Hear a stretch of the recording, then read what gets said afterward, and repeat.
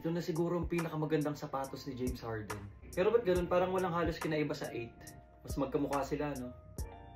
Finally, dumating na ang Harden Volume 9. Ang materials niya ay parang soft leather na makintab, para siyang chrome. Sa ibang reviews, napansin ko, ang pangit lang dito sa Harden Volume 9. So madali raw siya mag-crease dito.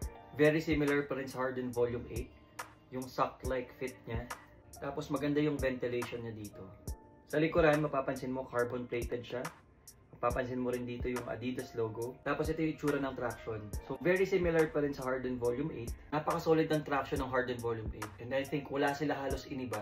Yung traction niya nag-extend dito sa gilid. Wala na rin siyang nagsisilbing lateral containment. I think pwede ito talaga sa mga shifty players. So in terms of sizing, same sa Harden Volume 8. Nag-half size down ako dito. And maganda naman yung fit sa akin. Medyo mas snug lang siya ng konti. Pero konti lang. Pero lengthwise, parang tulad lang din naman. So ito na nga ang Harden Volume 9. Abangan nyo dahil gagamitin din natin to sa court. Malalaman natin kung mas matindi nga ba to sa AE at Harden Volume 8. Again, this is Kujogs. Please follow me for more shoe reviews.